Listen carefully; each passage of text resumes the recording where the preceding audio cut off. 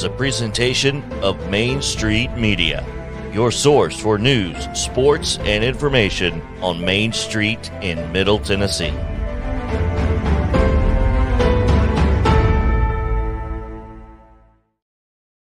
Sounds like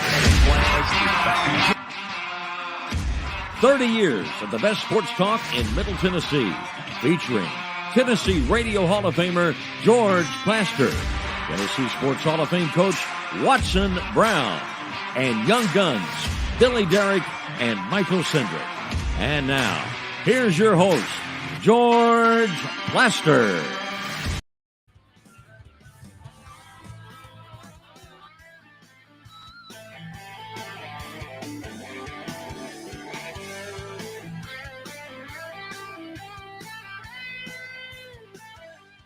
Hello again, everybody. Welcome in. Depending on where you are, it may be pouring. It may actually be very nice.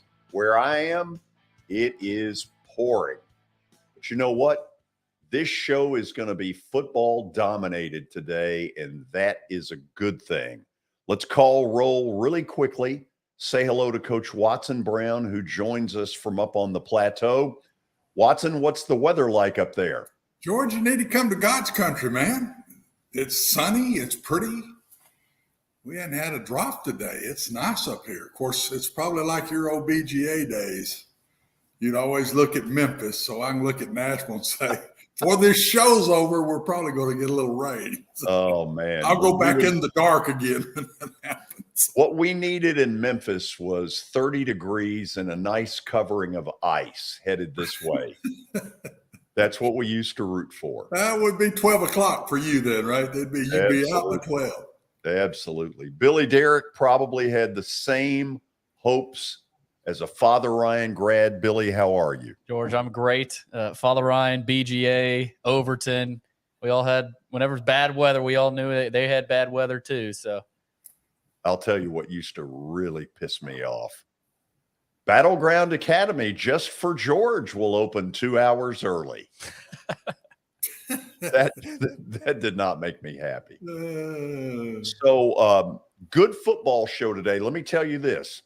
At 5:20, we will open up the phones. That is the last piece of what it is we're trying to develop on this show. We think we've got the phone issues fixed, and I'm going to want to get you all participating after a really good go at it today. Tony Basilio, longtime Knoxville sports talk show host, will bring us University of Tennessee football at 4:20. Tony Barnhart, I would call him the mayor of Southern College football. He will join us at 5 p.m., and then we'll get to your phone calls in between the Big Ten and all of their TV doings. First things first, we have a daily Titans update with Mr. Terry McCormick, who is wearing red. we've got some reads first, though. Certainly we don't want to stop those. No, we don't, George. Terry is powered by the great folks at the Justin Tucker team with Platinum Realty Partners. They are proven to be trusted with your most personal asset, the Justin Tucker team. Call them at 615-906-8458. He's also sponsored by Sumner Funeral and Cremation. They are sharing their family with yours in your time of need. Now with 2 convenient locations in Gallatin and Hendersonville, and online at sumnerfuneral.com. Sumner Funeral and Cremation, traditional, affordable, and dignified. Okay, there are not many Yankees that I like, but Terry, I was sad last night about the injury to Matt Carpenter. I'm a big fan of his. I hope he gets back soon. Yeah, they said he's probably going to miss 6 to 8 weeks, which that's almost the balance of the regular season. So that's a little tough. That guy is a winner. Yeah, unlike it's really been a big lift. Unlike a lot of the people you've had on your roster. Wow, hurtful. It was meant to be.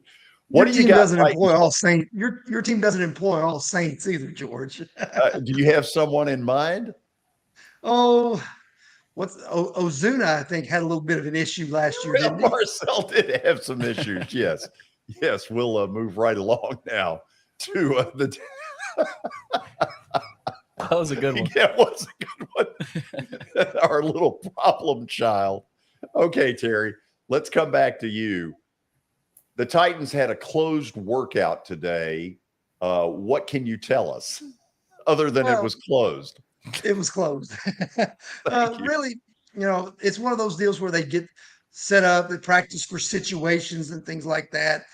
Some of it's a glorified walkthrough. They just want to make sure that guys know where they're supposed to be, what they're supposed to do when certain situations arise. They won't do a whole lot of game planning since it's preseason. They just want to turn guys loose and let them play, kind of see who can do what. Terry, that brings, the importance of the kicking game in there. Special teams, I don't know what the percentage is, like 30% of a game is special teams. Where are they in the punting and the field goal kicking department? Well, Caleb Shudak, who was brought in to challenge Randy Bullock, he's been hurt, but Randy Bullock has been on the money. He has been really steady during this preseason. I think he's only missed maybe 2 kicks in the whole time that camp's been going on. The other interesting part of this is Brett Kern. Now, his net average fell off just a little bit last year, and this kid that they brought in named Ryan Stonehouse, not to be confused with Jerry Stackhouse, has come in, and they claim he might have a real shot to at least earn a practice squad spot.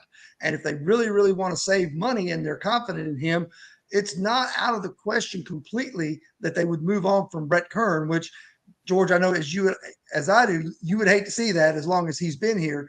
I think Brett Kern is probably safe, but it's not 100% with this kid Stonehouse around.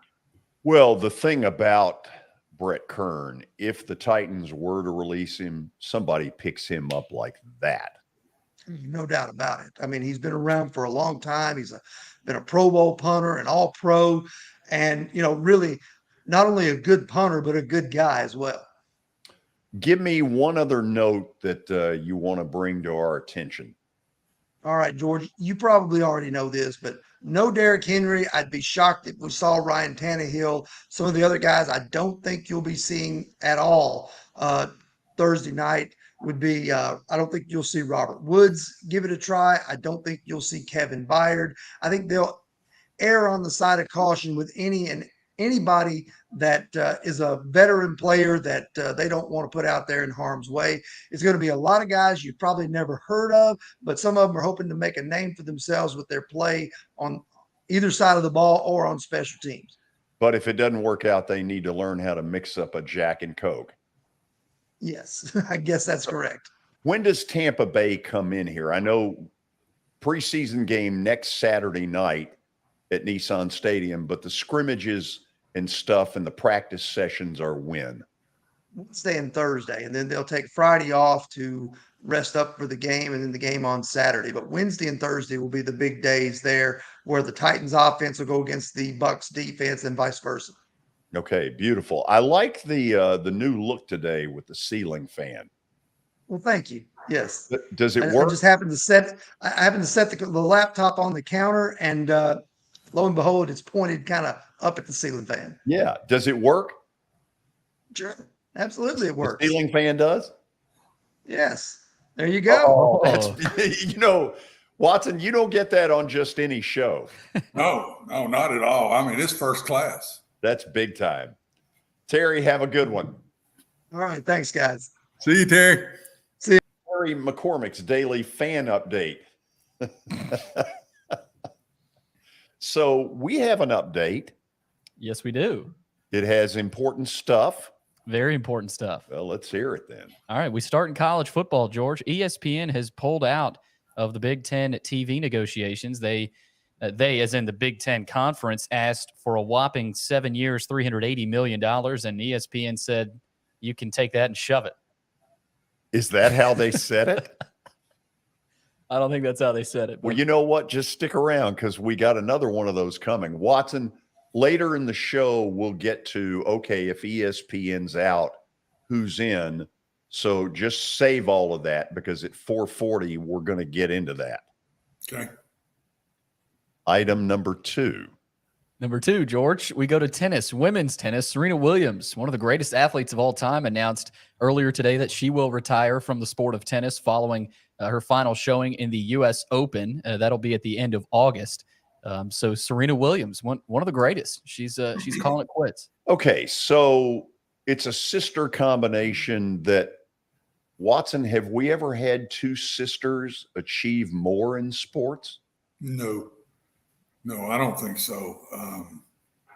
Unbelievable athletes, George. They have been from the day they were, what were they, 14, 15 when they first started showing up in tennis, and of course Serena being the better of the two, but they're both fantastic. I don't know if we'll ever see anything like that again, to tell you the truth. Not in our lifetime, for that, I'm sure. So on the brothers' side, obviously Eli and Peyton would be at the very top of the list. I know I'm missing some. One that came to mind, the great line drive machine, George Brett, and his brother Ken, who gave up home run number 700 to Hank Aaron. The Necros? The Necros are an obvious.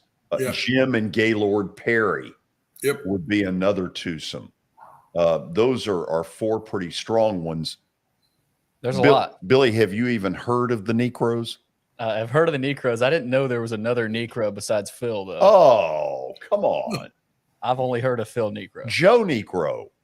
You want a little trivia? Let's hear it. Joe Necro beat Phil Necro. It was either in 73 or 74. And pathetically, I remember it because I listened to it. You know what won it for Joe Necro? What? He homered off of his brother. No.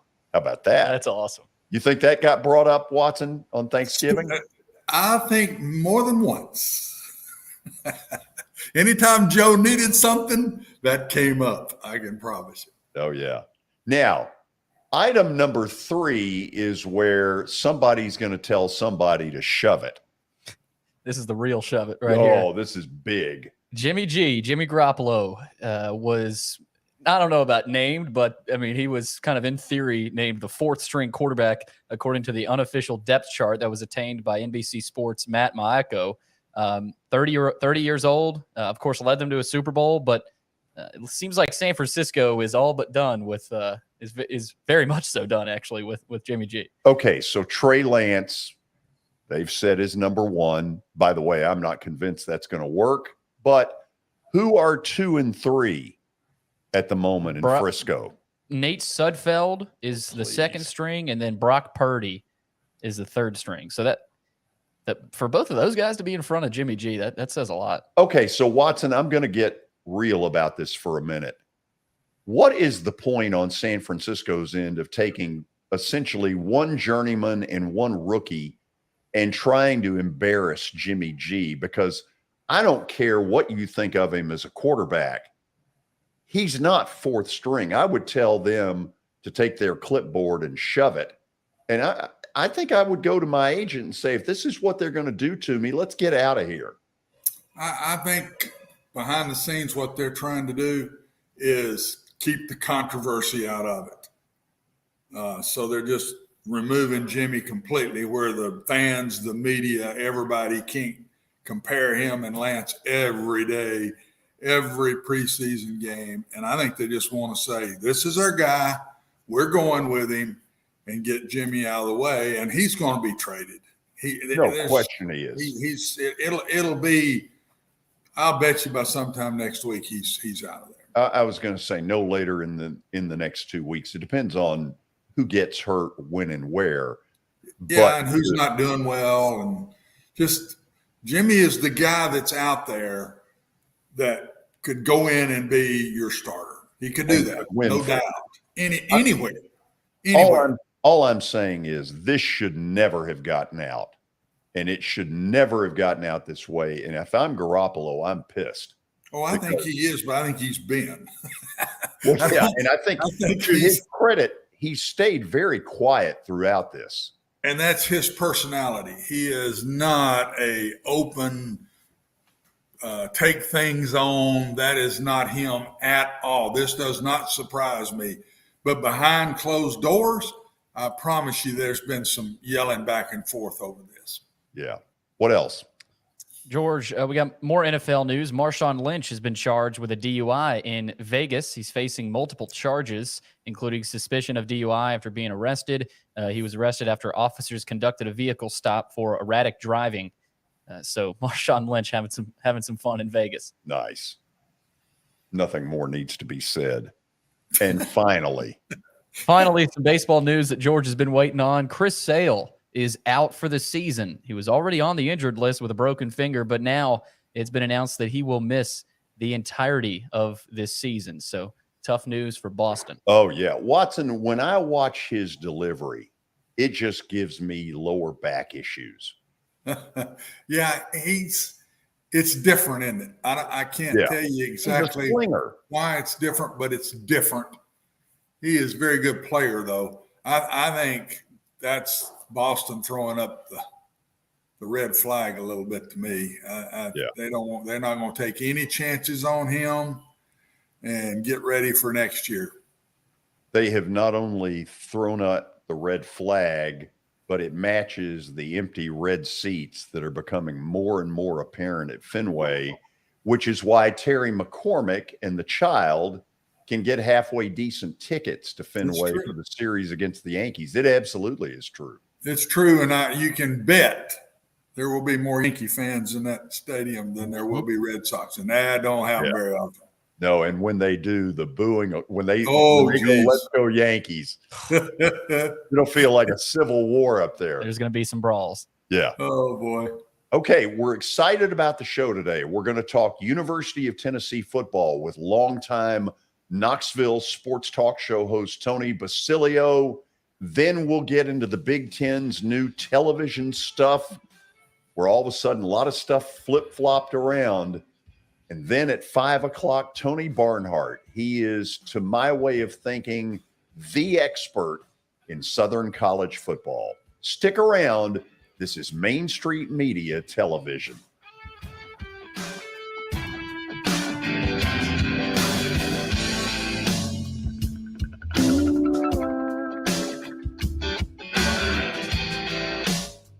Buying or selling a home can be a very personal experience. Why not go with the team that receives nearly all of their business from referrals? Clearly a trusted name in real estate. The Justin Tucker team with Platinum Realty Partners has sold more than 500 homes in the last 7 years. Voted best in Sumner County multiple times. Proven to be trusted with your most personal assets. Call the Justin Tucker team with Platinum Realty Partners at 615-906-8458. The Justin Tucker team with Platinum Realty Partners, Middle Tennessee's most trusted team in realty. I highly recommend Sumner Funeral and Cremation because of their caring nature and attentiveness to detail. Pre-planning your funeral now will bring you peace of mind and less stress to your loved ones. When the chaos of losing you happens, your family can honor and celebrate your life, knowing things are happening just as you wanted them to. Pre-planning determines the details of your funeral, cemetery services, and can be less expensive. We are honored to serve you and are always here for you in your time of need. Sumner Funeral and Cremation. Traditional, affordable, dignified. SumnerFuneral.com. Jody Jones Dentistry can handle all your dental needs, from the basics to cosmetic procedures. All of this in the nicest dental facility I have ever seen. Jody has done it right. They're located conveniently at 55 Music Square East, and for an appointment, it's simple. Dial 615-259-5100 and tell them Plaz sent you.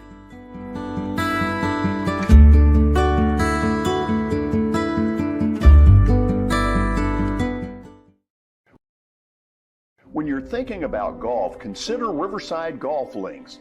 Under new ownership, the course has improved dramatically. It's now 27 holes, complemented by a 9-hole executive course. Book a tee time now at 615-847-5074 and get ready to enjoy the beauty of golf in the Old Hickory area at Riverside Golf Links.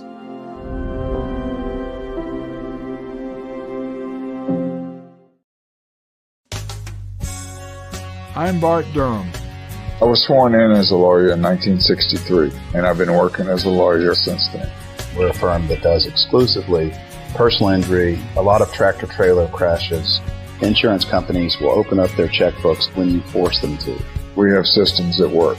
We get the most money for our clients in the shortest amount of time.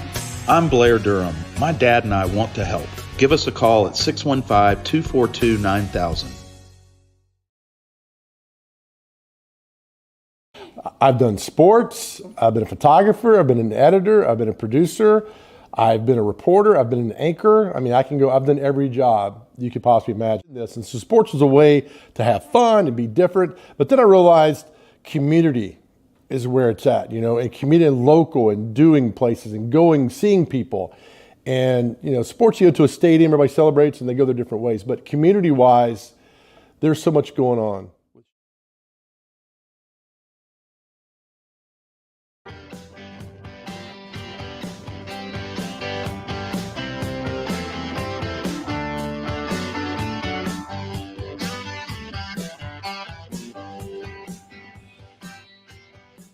Well, each Tuesday between now and the end of college football season, we're going to talk University of Tennessee football. I'm very excited to be able to welcome Tony Basilio to our microphones. As most of you know, a longtime sports talk show host in Knoxville. One of the things I really like about Tony is he'll tell you when Tennessee has done well, and he is not afraid to tell you if Tennessee has struggled. And so with that in mind, we're going to bring him up here in just a moment. Yes, you have things to say, don't you? Yeah, we can't forget about that, George. Tony Basilio has two sponsors when he comes on with us every Tuesday. Wellskin Dermatology and Aesthetics. They provide medical, surgical, pediatric, and cosmetic dermatology and more. Visit them at wellskinmd.com to schedule your appointment or call 615-675-0444. And direct radon mitigation. Have you heard of the high levels of radon in Middle Tennessee? Radon gas is the second leading cause of lung cancer. The only way to know is to test for it. Visit directradonmitigation.com to schedule a free estimate. Okay, let's bring up Tony Basilio and say hello. Tony, how in the world are you? Doing great, George. How you doing tonight? Good. How many pennants have you got back there?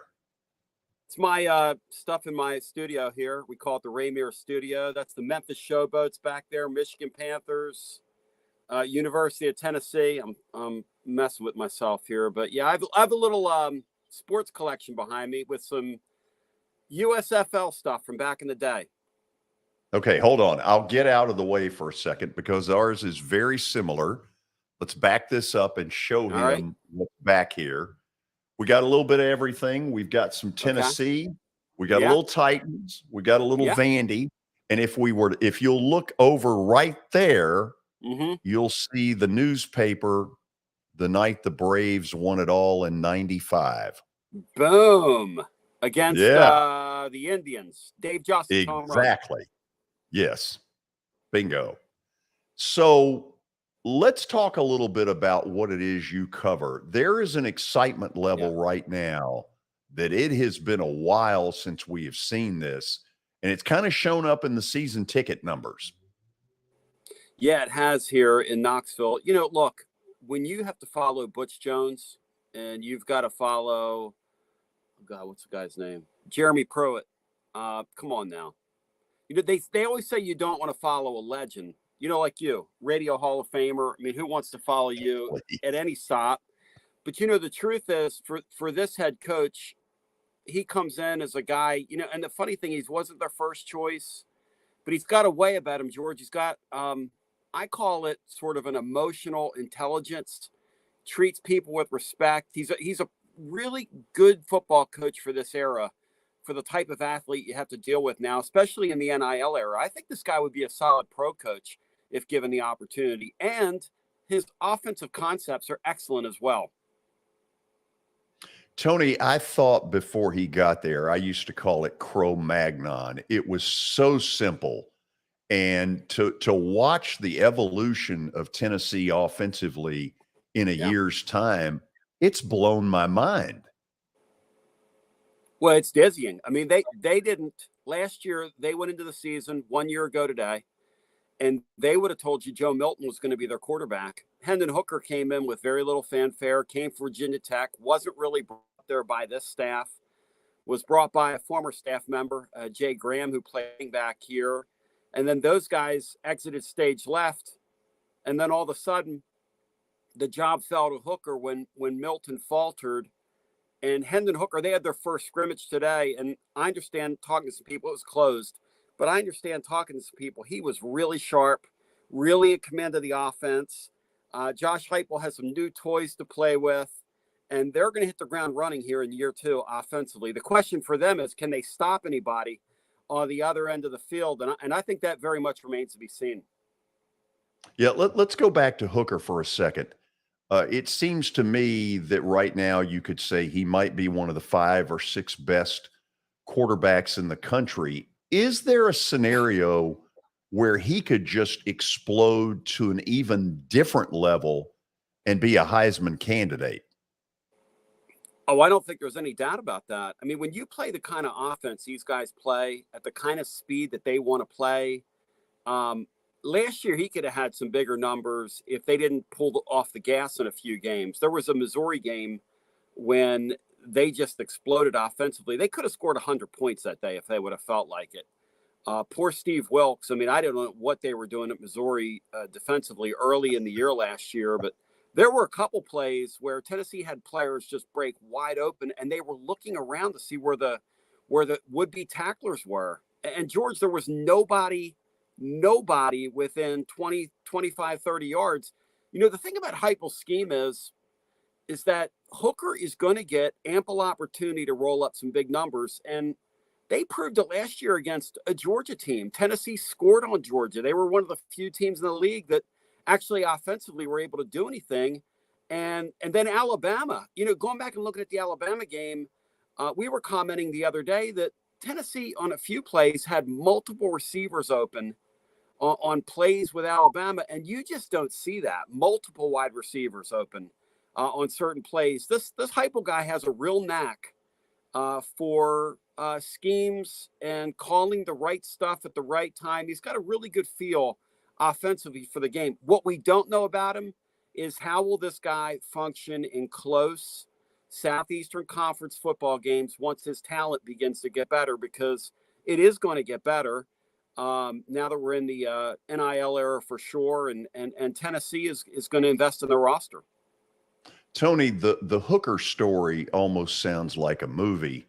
So I'm curious, because you're up there, when did Hooker go from second team to this just breakout stuff? What is it they saw or he saw to say, wait a minute, I can take this to a level that none of you know is coming?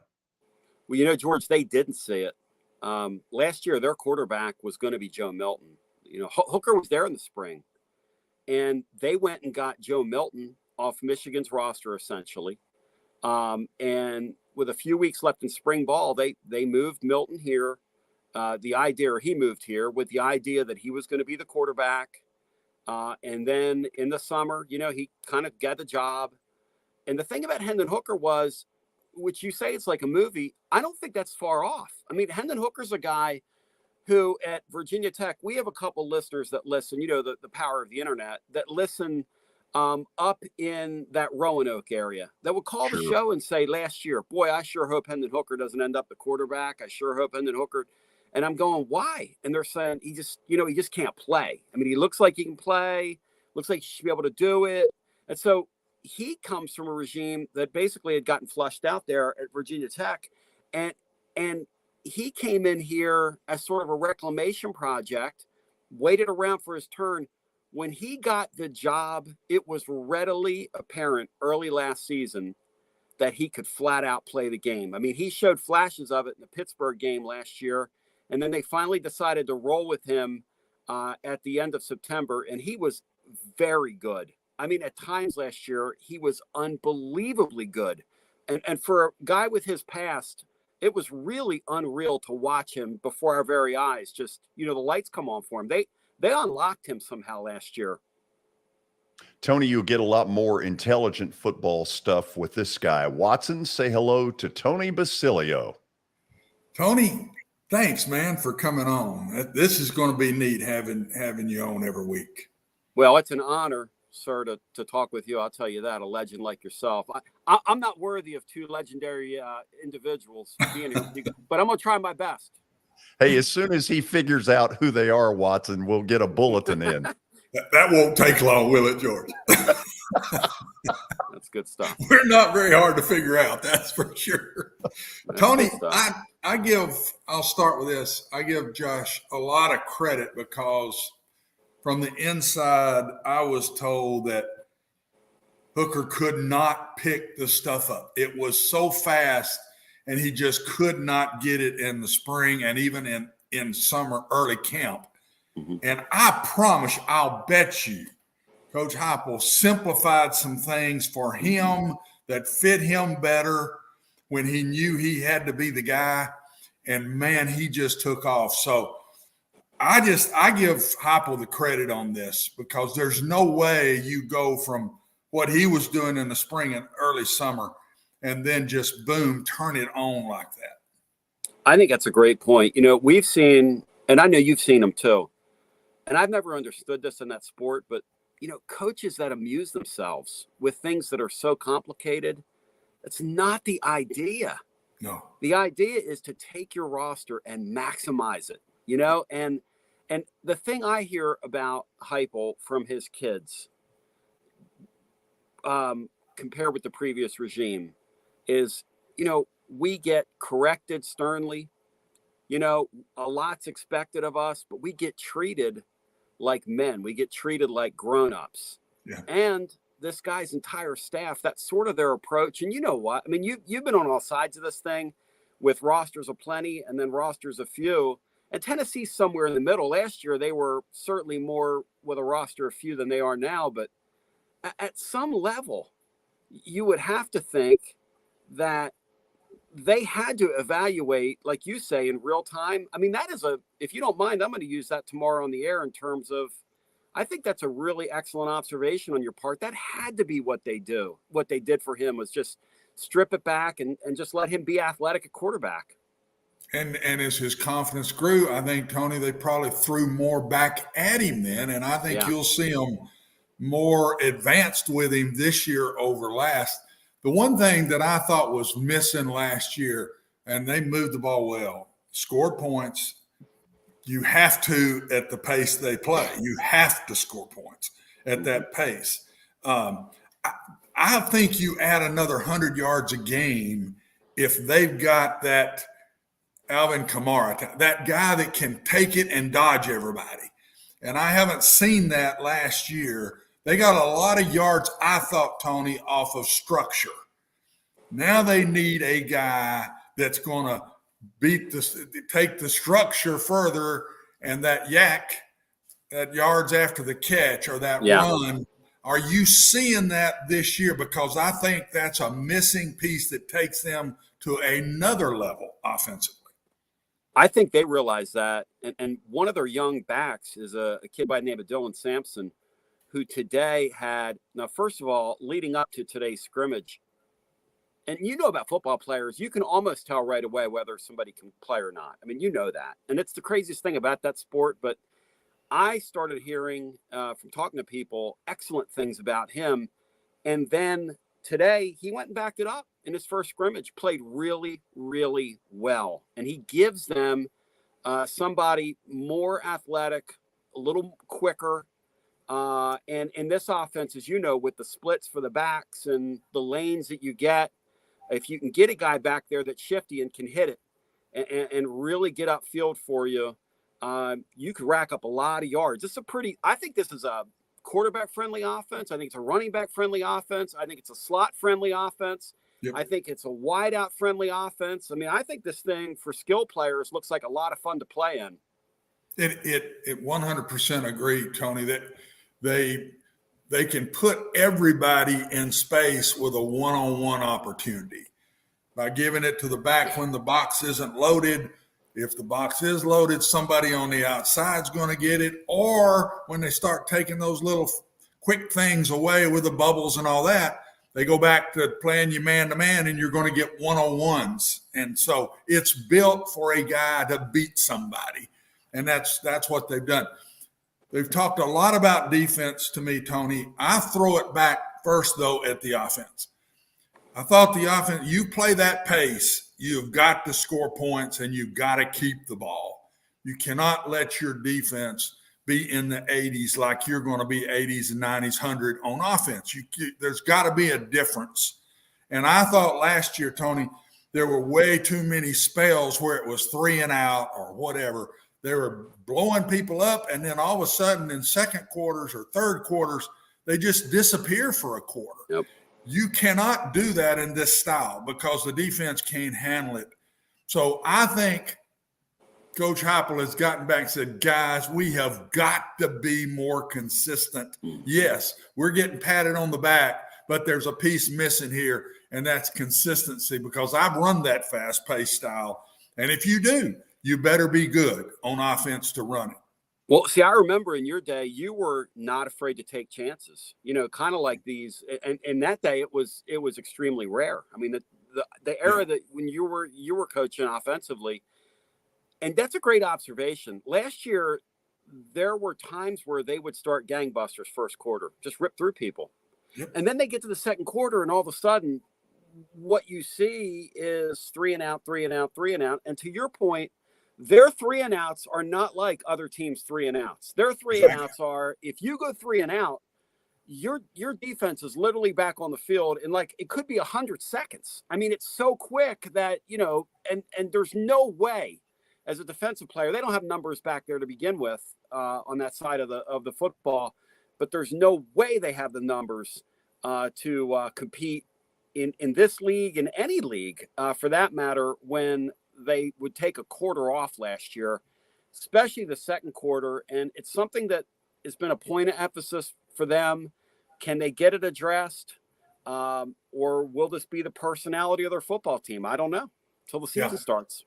Yeah, George, last thing I have, Tony, the thing I think defensively to play this style offensively, you have to have depth. Yeah. And that's something there. It's going to take some time to get. You've got to be too deep on defense, because even when the offense is really good, you're still going to play a lot of plays on defense. You'd like to be at least in the low 70s defensively. And with this pace, you're out there quicker. So there's got to be depth. Are they getting that, in your opinion? Is it starting to show? Will it show at all in this year's team?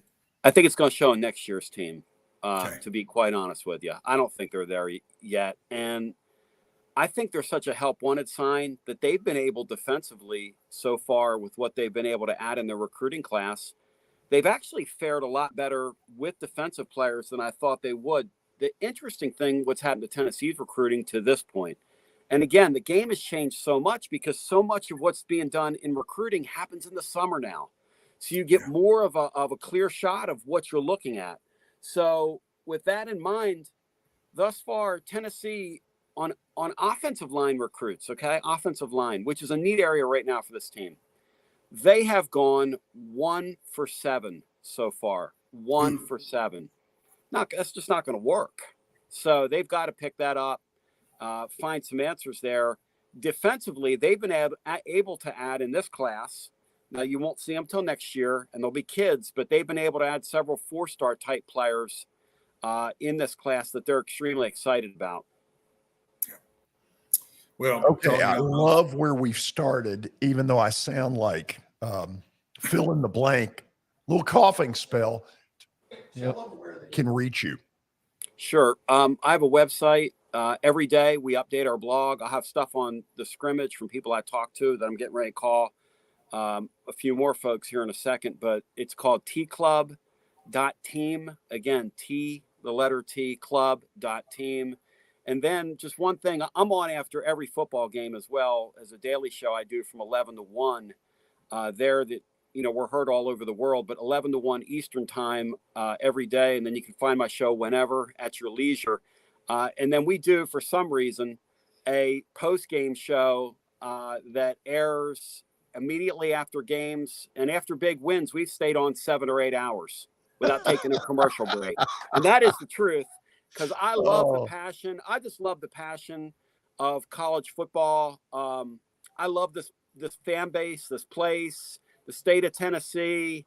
My family in Pennsylvania, they used to ask me, when are you coming back? They don't ask me that anymore, but it's a lot of fun, guys. And thanks for having me. I'm looking forward to this with both of you. Tony, it's the other way around. Even though I sound like crap after all these coughs, thank you for doing this. I am excited that you're on with us every week. All right, my friend. Me too. Thanks, Tony, thank you. Thank you. This is something we're going to enjoy. Tony Basilio will be with us every Tuesday. We'll call it University of Tennessee Tuesday during the football season. You will want to mark it down on your calendar because, as I said earlier, he'll tell you if they've done well, but he'll also tell you if they have not done well, and that separates him from a lot of people up in that area. We'll go to the break, and then we'll talk a little more Tennessee football. We'll talk Big Ten TV contract. This is Main Street Television.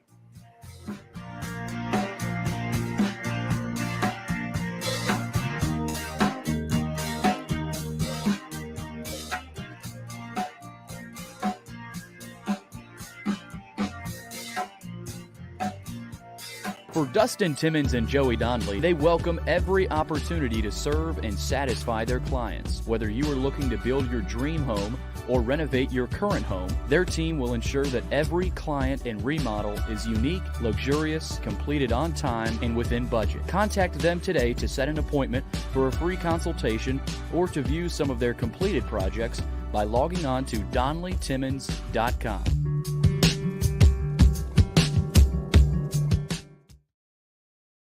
At WellSkin Dermatology and Aesthetics, we pride ourselves in providing access, innovation, and a patient experience second to none. Access to care and treatment when you need it. Innovation with medical-led cosmetics and various on-site technologies for full-service treatments with a customer experience that is calming, casual, and effective. Independently owned, providing medical, surgical, pediatric, and cosmetic dermatology and more. Visit WellSkinMD.com to schedule your appointment today. WellSkin Dermatology and Aesthetics. Access to healthier skin.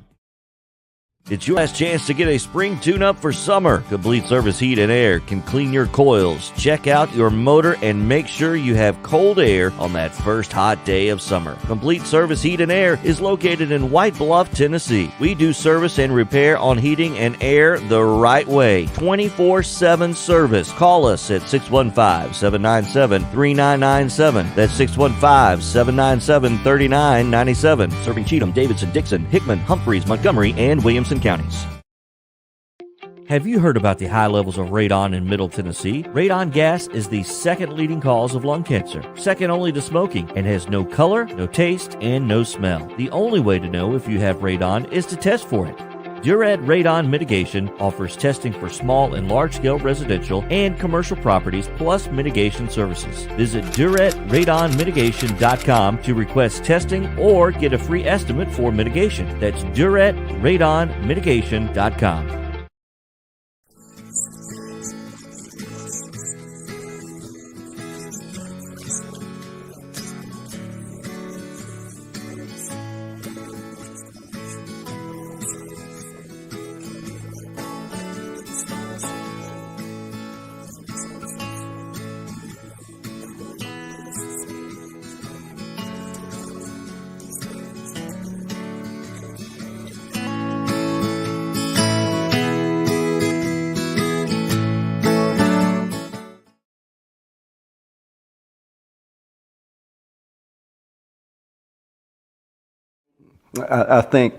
I think journalism is like politics. It's all local, and I think Main Street Media has really hit on something that I've been preaching for 50 years. And keep the news local, right? Local stories for local readers, and that's what I like about Main Street Media. I finally found somebody who agrees with me philosophically about concentrate on local subjects, local topics, and you'll bring your readers in.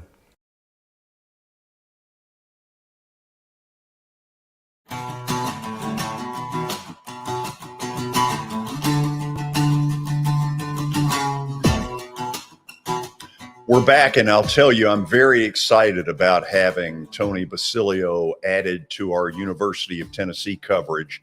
On Tuesdays, we'll have him on at 4:20, and then when the games begin, we'll really tap into Watson's knowledge and get into his observations, his analysis of what Tennessee is doing. Let's real quickly put up their schedule for 2022. As all of you know, they open with Ball State My buddy Mike knew that might be a really tough opening for Mike. But Watson, in your mind, as you look over their schedule, when is it that we know for sure whether they have taken a next leap in this rebuilding process? I think they got a good shot to be 4-0. But the one after that at LSU, if they win that one and they are 4-0, I think mark it. They're on their way.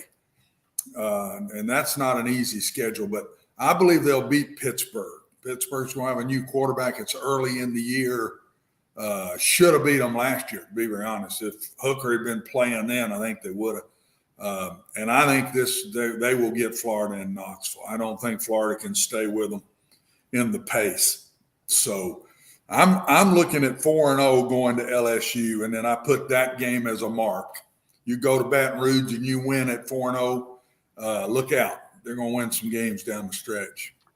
People talk about the value of when you're able to get your open date. If you look at Tennessee's schedule, they have an open date between Florida at home, Florida at home and at LSU. Yes. And I think that's vitally important, because if they didn't have that open date on 3 consecutive weekends, it would be Florida at home, at LSU, Alabama at home. Well, this just in, the New Orleans Saints couldn't handle that. Well, and you can look at every other team in the SEC that has that, George, and think about it, it's fixing to get worse when you throw Oklahoma and Texas in this with it. So it's the SEC. It's not who you're playing that week. It's the next week, then the next week. I've said that over and over and over. But I truly believe if Hooker stays healthy, that's a big if, because they use him a lot, they'll be 4-0. They're going to get Florida. That place, if they're 3-0, that place will be it will be the old time Tennessee.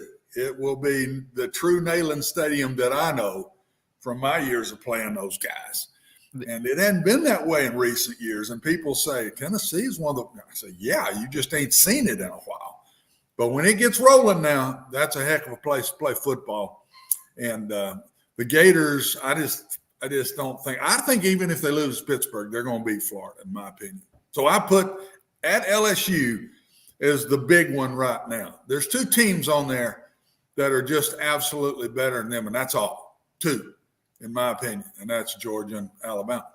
Everybody else, Tennessee's right there with or better than. Why is Florida every year in that same spot on Tennessee's schedule? It's tradition. It's just the way it is. It's been that way for a long time.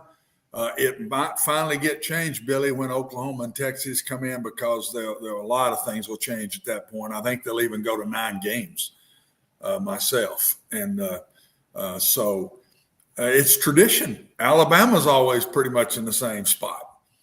And they play them every year, and they're not even in the division with them. So that's my favorite annual tradition. Boy, if Tennessee can start 3-0 or 4-0 leading into Florida, imagine what that place would be like. And a game last year, I mean, that Pittsburgh game at Pittsburgh, it's not going to be easy. So, I mean, you look, Watson, that we were saying that last year, if Tennessee can get undefeated, you got Florida coming in, but you also got Pittsburgh. So, but I do agree. Pittsburgh's they're not as good as they were. I think at Pittsburgh will be a tougher win than Florida will be. I think they're going to get Florida pretty good. Yeah, Florida does not seem to be in the best spot right now, and I think we got George back here. But I mean, you look at the Gators. Napier's got a long road. It feels like. No, and as I said, Alabama and Georgia are the only 2 teams on that schedule that are just flat better than Tennessee. So this team could be looking at 10-2. But guys, when you start predicting like we do, like everybody does this time of year, we look stupid. It's nuts, because injury is the biggie. And there's just certain people each team cannot lose. And for Tennessee, it's one guy they lose, and that offense falls off drastically, in my opinion. The quarterback. Yeah, absolutely. Watson, I went to the bowl game against Purdue, And defensively, they scare me. They never came close to stopping Purdue in that game. I kept waiting for the one stop that might win them the game. Not that Purdue's defense was anything to write home about either. It was a total track meet. But they've got to get not a little better. They've got to get significantly better on that side. Yeah, they do. And everybody is saying that. But I'm telling you, they'll get better if the offense don't have those quarters of 3 and outs or turnovers. And he was very inconsistent. You're right about that. Very inconsistent. And everybody's patting them on the back. But that style creates points. That style creates yards because you're fast-paced and you're getting more snaps. George, when you run that style, and when I did it in my latter years, when you run that style and a game's over and you've been successful, you're probably 25 or 30 plays more than your opponent. That's a lot of offensive plays now, especially in the fourth quarter when that defense on the other side is getting tired. It's as though you had them out there an extra quarter.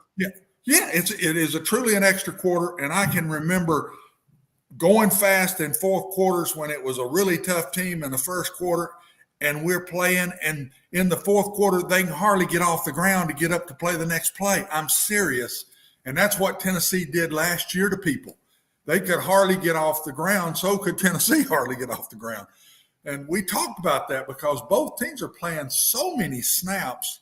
You do that, you've got to be consistent. You cannot put your defense out there 80, 85 plays. No, those of you watching this, Watson's putting on a clinic right now because he is dead on right.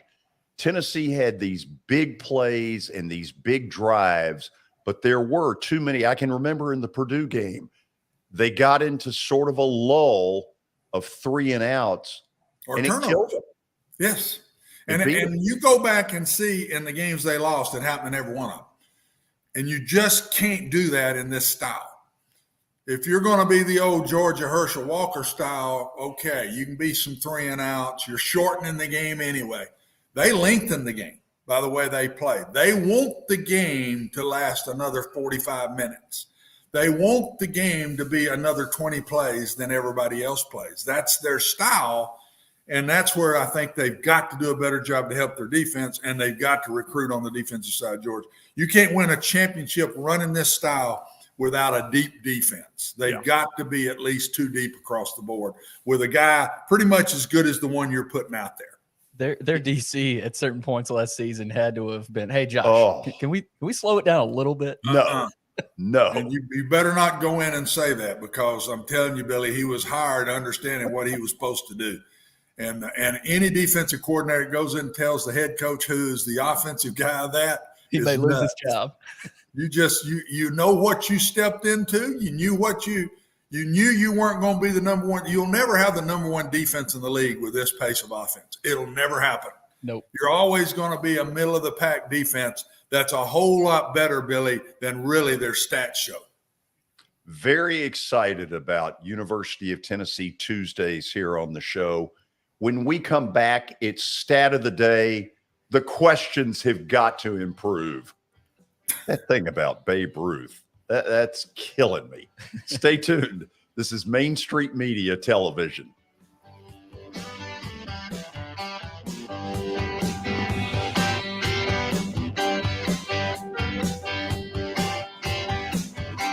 Since 1865, the First Baptist Church of Gallatin on Winchester Street has served its community by catering to the least, the last, and the lost, providing a church of welcome used by God to save the lost, transform the saved, and impact its community. As a proud multi-ethnic congregation, Pastor Derek Jackson personally welcomes you to join them in fellowship Sunday mornings at 8 in person or at 1045 in person or online at firstbaptistgallatin.org. First Baptist Gallatin on Winchester Street, serving with open arms as a true church of welcome.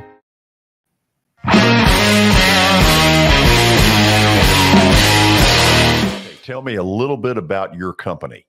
So One Stop Realty has been around since 1974. We are your hometown brokerage. It is family owned by me. We have 30 agents that are waiting to help you with all your real estate needs. That counts as residential, commercial, and property management. We also will be getting into the auction business at the end of this month as well. We have listings that range from every price range that you can think of on the real estate market. I know Shelly Tucker has a new listing coming up in Gallatin. Heather Patton has one in Madison right around the corner here. I have one coming up myself. We have everything you need as far as real estate, and we have the expertise to help you out. Beautiful. Give them a phone number. Phone numbers for the office is 615-822-0750. You can find us on the web at www.onestoprealty.tn.com.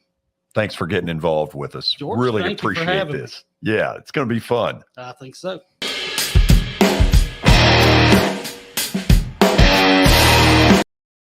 Serving Williamson and surrounding counties, Bone and Joint Institute of Tennessee offers comprehensive orthopedic care with 16 subspecialized physicians. Our practice provides high-tech care with a hometown touch. We offer physician clinics, physical and occupational therapy, advanced imaging, and surgical services, including interventional procedures. Call us at 615-791-2630. We're Bone and Joint Institute of Tennessee. High-tech care with a hometown touch. This is attorney Bart Durham, and this is me. I'm Aaliyah. Keeping in good physical condition is really important to me. But when I had a wreck with a tractor trailer truck that hurt my legs so bad I couldn't work for almost a year, I knew I needed a lawyer that understood tractor trailer cases. So I called Bart. Bart gets millions of dollars for his clients every year. At Bart Durham Injury Law, we've handled hundreds of tractor trailer cases. My dad and I want to help. Give us a call at 615-242-9000. I've done sports. I've been a photographer. I've been an editor. I've been a producer. I've been a reporter. I've been an anchor. I mean, I've done every job you could possibly imagine this. And so sports was a way to have fun and be different. But then I realized community is where it's at, and community and local and doing places and going, seeing people. And, sports, you go to a stadium, everybody celebrates and they go their different ways. But community-wise, there's so much going on.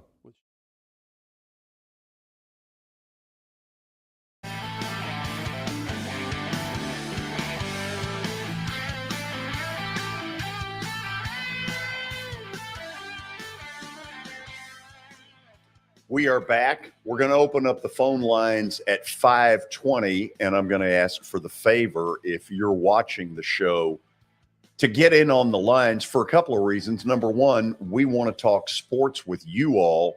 But secondly, we're trying to work out all the kinks out of a pretty sophisticated phone system that we've got. I thought we had it all worked out, and then yesterday we had a couple of little bugaboos. So here is that number. Go ahead and jot it down. It's 588-2998.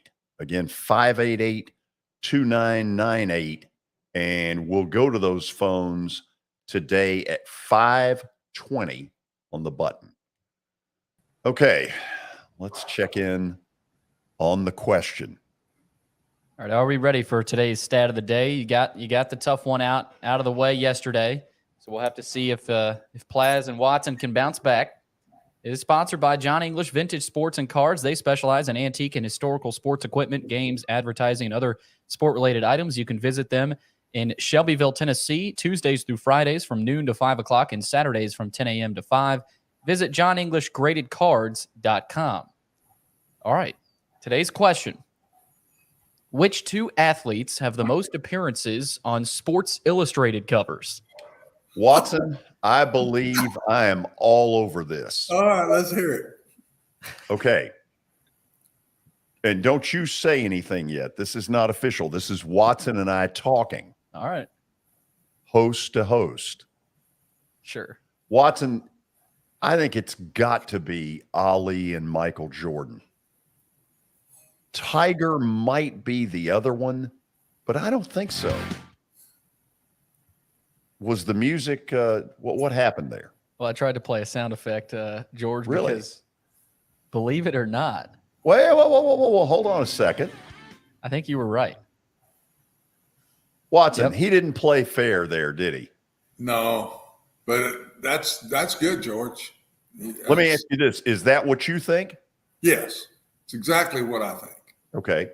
Look at that. Michael Jordan's been on the cover 50 times. I would have definitely said Jordan, but I don't know about Ali. I don't know if I would have said Ali. You're not old enough. Well, and it didn't happen 5 years ago. No, he's not old enough. No. So I'm not 12 years old. So you've got your new little play toy over there. Yeah, still playing around with it. What is it you were trying to give us? Well, I was trying to hit the we got a little sound effect for right answers. The buzzer for wrong answers. I was ready for that one, but I couldn't get the right answer. But I got to go back and fix that. I don't like your attitude. So you just assumed we would bomb. I mean, stats haven't been great in stat of the day. Well, you try this. You know what, Watson? Maybe tomorrow, of course, he'll already know the answer. You know, it'd be fun to just switch places for a couple of days. We can come up with a stat of the day and let him have it. It's got to be before the year 2000, after the year 2000, actually. That's not the way this works. Okay, maybe after the 90s, but anything before we got to that. have a little time frame for you there, bud? I mean, just you in a little 2-year time frame? Is that it? I gotta do almost. I gotta almost do the same thing for y'all. What does that mean? Almost. What do you mean by that? I mean, you guys, all the old ones. You got today's Jordan and Ali. I don't know. Some of the newer ones have tripped you up. That's all I'm trying to say. Well, you try looking into a camera and doing this. I'll admit it's easier on radio. I don't know why. It just is. Anyway, we have reached the 5 o'clock hour. Put the phone number back up one time. That might be good to get those phones hopping at 5:20. That's the number we'll go to. I want some of you who are watching the show to jump in, not only because we want to talk sports, but we want to fix up the kinks in our new phone system. Okay. We're at the 5 o'clock hour. Are we now ready for Mr. College Football? Yes, we are. Mr. College Football is coming up. He is one of my all-time favorite people. One of the things he did years ago was write an autobiography about the late, great University of Georgia play-by-play voice Larry Munson. And during SEC Media Days, Tony Barnhart and I had a blast going through old Munson stories. But it's actually Billy that caught up with him, and here is that interview. Start so far this week. What's the biggest thing that you look at and kind of surprises you, whether it was a quote or from a coach or a player? What surprised you most so far here in Atlanta? Well, it was interesting to hear Kirby Smart. A lot of times when coaches say, well, this player is not getting the respect they deserve, and they sort of talk around it and all that, and he said, yeah, he said Stetson Bennett is a guy. He's the least known great player in my program, and I think that to me that was significant. It was good to see the commissioner. Somebody asked me before it started what the commissioner was going to say in his opening remarks, and I said he's probably going to stand up there and say conference expansion. No, we're good. We're good. Thanks, appreciate it. We're in good shape. And the other thing I thought he was going to say, he says, you know what? All things considered, it's pretty good to be us. We're happy to be us. And so that's when he talked about the strength and who they are. So I thought that was a good way to sort of kick things off. There's been no real surprises from the coaches. I always enjoy Mike Leach and his interlude and what he talks about, things of that nature. So, but no surprises. And I think the commissioner kind of warranted it that way this week. Yeah, there's less drama, probably better for the commissioner, That's right?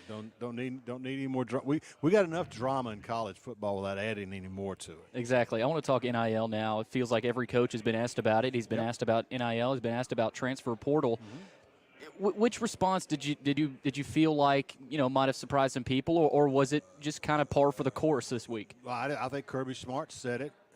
Commissioner Sankey said it, and they all said, "Listen, we are in favor of NIL. We're in favor of the guys making money in the open marketplace. What we're looking for as administrators and coaches is just tell us what the rules are.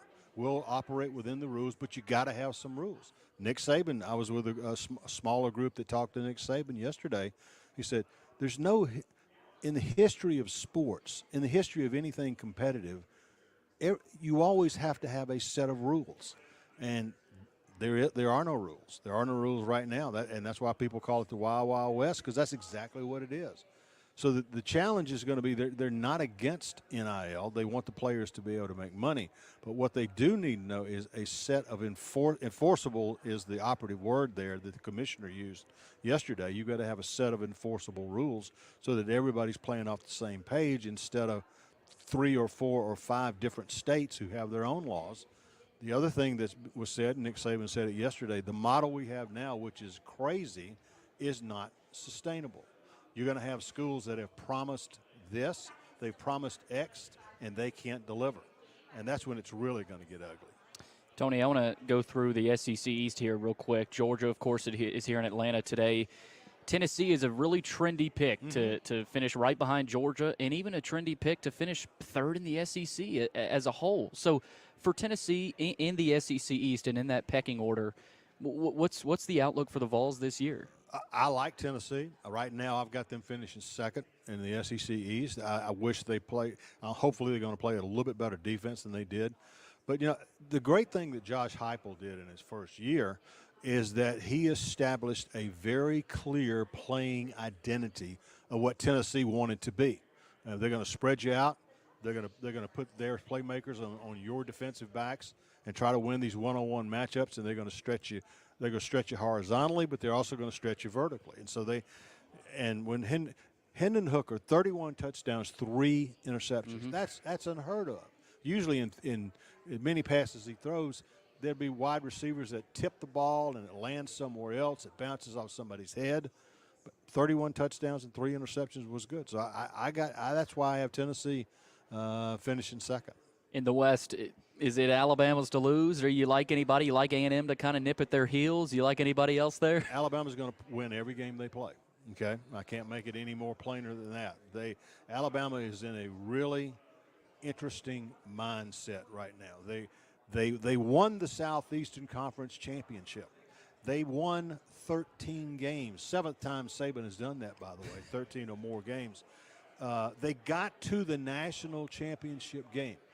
99% of the football programs in America will be throwing a parade right after the games. Alabama, well, we got to rebuild and figure out what we're going to do next. We'll somehow overcome that season. And so I just think they're in a great frame of mind. I know, by the way, you got arguably the best offensive player in college football in Bryce Young, who only won the Heisman Trophy, and you got a guy in Will Anderson who I'm not going to say probably. He will be the first defensive player to come off the board in the NFL draft. That's how good he is. I thought you were going to say he's going to win the Heisman. I thought you were going to say first defensive player in a while. By George, he should get to New York, and it would be great. It would be great for the Heisman, and it would be great for college football if you want it. Might as well give it to him. Let's get into the national perspective of college football right now. Of course, we're all talking about the SEC, but with conference realignment, how is the Big 12 affected? How is the Pac-12 affected? We just heard about they don't want to deal with each other. They're not going to merge. So do you think that's smarter on their part, or do you think do you think there's something else out there for those schools? I think it's dumb on the Pac-12's part, because I tell you what's going to happen. Unless I miss my guess, the Big 12 is going to sit down and say, hey, we tried to reason with them. We tried to come up with something that would work and save us both. Now we're going on offense. As the new commissioner said last week, we are open for business. And that tells me they are going to think seriously about going to the Pac-12. I mean, think about this. You got Oregon, you got Washington sitting there as your major market programs now. What about taking those two, taking Colorado, who's been in the Big 12, and that's a fit, and Utah, and that's a fit. And that gives you a 16-team conference just like the SEC and the Big 10. I think they'll make that move, and honestly, the Pac-12 is going to really be hurting. I just don't see the Big 12 standing pat. I could be wrong. They understand this is not about teams. Everybody's getting, well, you need to get that team. No. This is math. How much money, if I bring you 4 teams in, how much money are you going to generate? Are you going to generate enough money so that everybody pays for themselves? Because we're not going to take less money this year than we did last year, just because we wanted to add some teams. So you have to do the math, and to me, it just makes sense for the Big 12 to go aggressive and get 4 more teams to get up to 16. Tony, Notre Dame just asked for $75 million from NBC, so they're in a really interesting spot right now. Irish fans everywhere are sitting here saying, "What's going to happen? Where are we going to go?" So what's going on with the Irish? It's called leverage, okay? And Jack Swarbrick, the athletic director at Notre Dame, has got it. They've been able to make it work financially with. I think the most they're getting from NBC was like $25 million now, and so what they're doing is they're leaning on NBC. Mm-hmm. They're saying, "Look, we have options. We can stay as an independent, but it's going to cost. We got to have $75 million. Because the teams in the Big Ten are going to get $100 million. Maybe the teams in the SEC get $100 million. It's going to take 75 for us to ready to connect. Click connect to show now. You are connected as the host. I think. Welcome, host. You are now in the host room and can manage your callers from the call-in studio web interface. One of my friends in the business wrote that if Notre Dame does join the Big Ten, they will lose their identity, and they will. Penn State lost their identity. They were the great Eastern Independent, but sometimes you get to a point in time where if you're Notre Dame, you're saying these circumstances may never arise again. We may never be in this, and I'm telling you, if the Big Ten lays $100 million on the table, I think they go. I don't think they're going to get that bid. I think they'll end up staying as an independent. As an independent, Tony, for Notre Dame, does that put them at a disadvantage? I know we talk about pride for a fan base and players and coaches. A lot of them do probably want to stay independent, but what does that mean for them in the future? Does it put them at a disadvantage if they're independent? It absolutely could. It absolutely could. The question is what happens with they have an arrangement with the ACC, where the ACC hosts all of their basketball and other and revenue sports there. And here's the key component. Notre Dame is obligated to play 5 games a year against the ACC. That's almost half of their schedule. That's a big deal. If you're the ACC and you're selling season tickets and Notre Dame's coming to your place, that's a big deal. So I'm anxious to see how that much of it is going to pan out. I think the easiest thing for Notre Dame would be to stay as an independent, and they can say, look, here's the other thing if you're Notre Dame. I got to have a 12-team playoff. Okay, I can't stick with 4. Notre Dame's gotten in a couple of times at 4, but the biggest things that matter to Notre Dame, I was told, was obviously a home for their other sports, money, and access to the college football playoff. So I think they feel strongly they've got to get a 12-team playoff. Tony, real quick here, the Dodd Trophy presented by PNC. You've got this. Been talking about it all week here at SEC Media Days. Tell us about the Dodd Trophy. Well, the Dodd Trophy is different than other college Coach of the Year awards. Those awards are great. They honor excellence, a coach that has had a good season or has done a great job with a particular team. The Dodd Trophy is different. The Dodd Trophy takes into account scholarship, leadership, integrity. What do the players do academically? What do they do in public service? What does the head coach do when it comes to public service? It's all those things. It is different in that the recipient, we go to the campus and have a banquet and award the coach right there on his campus in front of his peers and the faculty and all that kind of stuff. So I was asked to put my name or lend my name to the board of directors about 12 years ago, and it's been a wonderful relationship. And I was asked to come here and sort of promote the Dodd Trophy, and I'm more than happy to do that. That's great stuff, Tony. Thanks for taking the time. I'll tell George you said hi. Please do. Take care. I will. Thank you. See you. Oh, he is the best. He is, to my way of thinking, the foremost expert in Southern college football, Tony Barnhart. Watson, how long have you known him? Oh, George, I'd be telling my age. Let's just say we very may not have long time. Watson there. You don't have me? George. All right, I think the viewers can hear Watson, but we can't. But we'll try to figure that out, George. Well, that is an issue. So Watson, I'll ask another thing. If they're hearing you, he was a sports writer.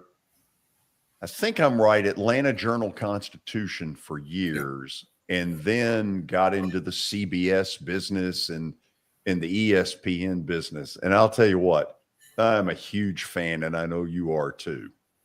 Absolute huge fan. And you said it exactly right. If you want somebody that can talk about history and all the way back, and as an authority now by using that history and putting it with everything in today's world, he's the guy. He'd be the one I would go to when they start talking about conference realignments, where is college football headed. I would have Tony right in the middle of it. Okay, good stuff there. Let's do this. I know we're going to open up the phone lines, and we're going to ask for a little bit of a favor here because we've got this highfalutin phone system, and we have not totally figured it out. I know that we left 2 or 3 of you on the lines yesterday, and I apologize for that. That is the last thing in the world that I want to do. So with that in mind, I want you all to go ahead and jump in. Go ahead and put that phone number up there if you can. 588-2998 is the number. Again, 588-2998. Not only do I want some red-blooded Americans, as I've said it in the past, but I want some really intelligent football, basketball, baseball, whatever you want to get into. I want to hear from you. But the other thing I also want is for you to help us out as we try to make this system work, because by the time we get knee-deep into football in mid-August, we want to be ready and raring to go. There's our number again, 588-2998. You hit the phones. This is Main Street Media Television.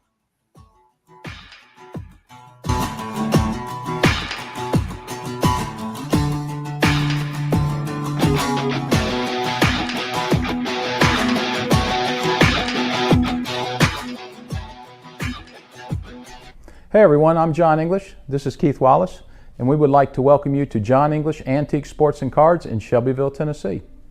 We specialize in graded and ungraded sports and non-sports cards, vintage wax boxes, and unopened cases. We have a large selection of PSA graded cards. We also specialize in old sports collectibles, baseball, football, basketball, golf, and tennis.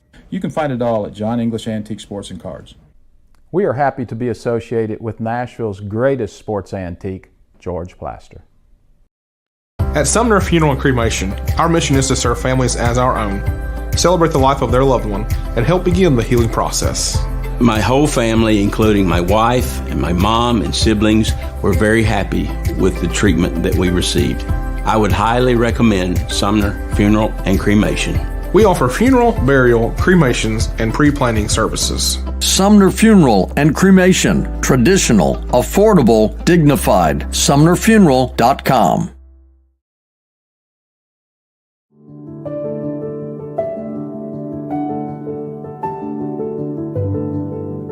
Welcome to the Omni Nashville Hotel, urban elegance with a vintage touch. Our 800-room hotel opened up in the fall of 2013 with 746 guest rooms and 54 suites.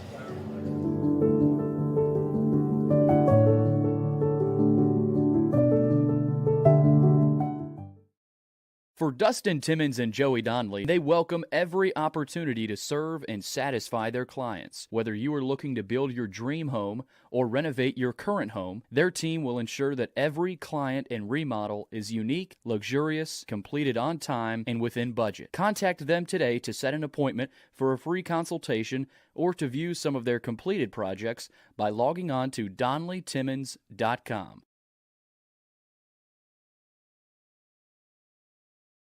I highly recommend Sumner Funeral and Cremation because of their caring nature and attentiveness to detail. Pre-planning your funeral now will bring you peace of mind and less stress to your loved ones. When the chaos of losing you happens, your family can honor and celebrate your life, knowing things are happening just as you wanted them to. Pre-planning determines the details of your funeral, cemetery services, and can be less expensive. We are honored to serve you and are always here for you in your time of need. Sumner Funeral and Cremation. Traditional, affordable, dignified. SumnerFuneral.com.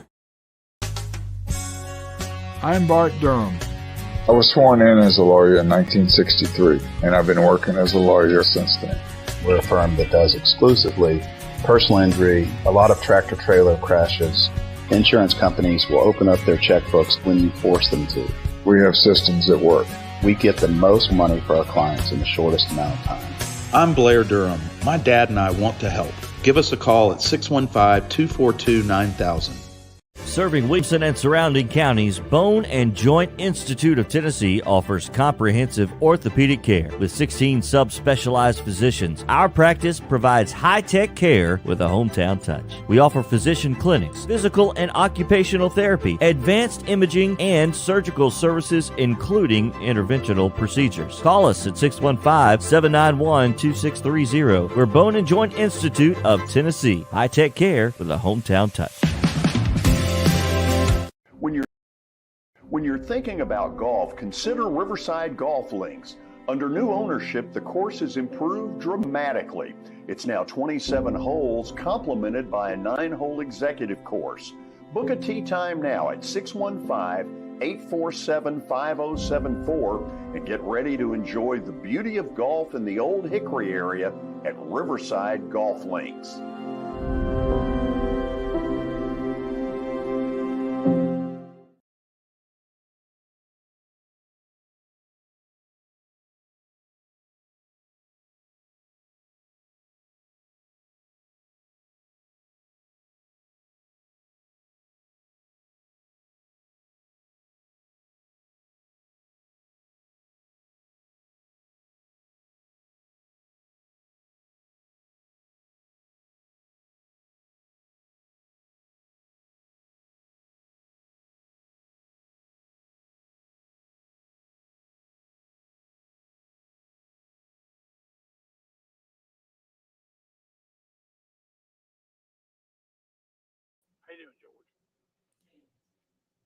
I'm good. Who is this?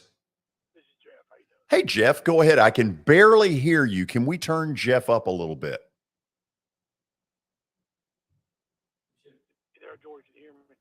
Yeah, I can hear you. Go ahead. Right. I just want to say, you're all right. Watson, how you doing?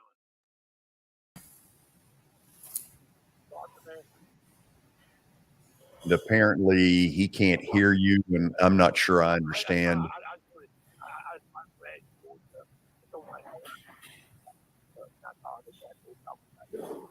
Number one, Tennessee baseball.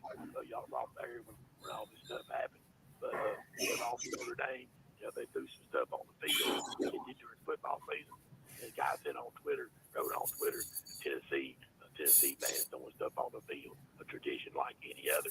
And I know they're trying to the NCAA Rules Committee is trying to get them out of wearing the fur coats in the dugout and all the little daddy hats they wear instead of running around like you did the tournament. I know, you know what I'm talking about, because I know y'all watched the tournament in Tennessee, baseball and all that stuff, what a great season they had and everything. And number two thing is Dwayne Haskins. I know nobody's talked about this, but they when he passed away, when he was out in the middle of the road in the dump truck, they had the coroner that did an autopsy on him, and he was drunk. He was like 3 times over the legal limit. And then nobody wants to talk about this since he died. But I just didn't know if y'all had any comments on that. And I'll just hang up and listen to y'all's comments on those 2 topics. Thank you. Yeah, thank you. First of all, I think we've got to get to a point in sports where people who throw things on a field, on a court, on a whatever, if they catch you, you're never allowed back in there. I mean, it's that simple. This is not some garbage dump whether it's in Knoxville, Nashville, Tuscaloosa, Lexington, and certainly it happens on the pro level a lot as well. This new tradition of throwing stuff on the field is bull. And what has to happen is that teams and security have got to do better. They have got to start getting these people. And, you know, you've got film footage that you can go back to. And as athletic departments, you can take certain seating, zoom in on that film and say, okay, we know that guy did that. We know the seat he's sitting in. We got to figure it out. And this is a subject that I feel pretty passionate about, that athletic departments have not done nearly enough to basically say, we're not going to put up with this. And, you know, Tennessee's got this problem. There's no question they do. They had it happen in the Ole Miss game. They're lucky somebody didn't get killed. You start throwing golf balls from an upper deck as high as Neyland Stadium is, somebody could have gotten killed. And the second thing is, it happened in baseball, and I question whether Tennessee's athletic department is doing enough to put a stop to it. Look, they're not the only one. It goes on everywhere. As for Haskins' thing, I don't know what there is to say other than it's a tragic situation. His alcohol limit was way, way over. And, you know, you would hope that would never happen. Sadly, it did happen. I don't really know what else I can say. Let me ask this, Watson. I'll just sort of give me a thumbs up here. Are you hearing any of this? Yes. I'm okay. Can you hear me? But yes. I'm hearing you. Yes. Okay. And I heard the end of Jeff. Okay. Are you buying at all what I'm saying, that athletic departments are not doing enough to stop fans from throwing stuff? What happened up in Knoxville, both those incidents he brought up are absolutely awful. And it cannot happen. I can remember back going to Missouri, taking my UAB team in my early years to Missouri, and they're in the Big 12, and the winner goes to the Orange Bowl. And at the start of every game, after the first player, whatever, they'd throw oranges out on the field. Dangerous it could be now. I mean, they're coming from everywhere, and it's dangerous. And stuff like that, to me, get rid of it. And you can't get rid of it by telling everybody to stop. You get rid of it by catching certain people and getting them out of there, and then the next guy's going to get scared to do it. But the football incident in Tennessee, after a really neat night, an incredible night, was awful. That was awful, and I've always been scared to death of that, George. When else do you ever see that many people in one place? A college football game is probably the place at some of these, you know, the Penn States and the different places with all these. When do you see that many? And if you lose control of them, you could have yourself a real disaster. Tony in Nolensville is up next. Tony, welcome. Hello, George. Tony, we have liftoff. We have liftoff. Yes, we do. Hello, Watson. I hope you can hear me, as well as the young gun over here, Mr. Derek. I can, Tony. Hey, well, that is great. George, I'm going to talk to one little thing about some baseball. Then I've got a little surprise. Somebody.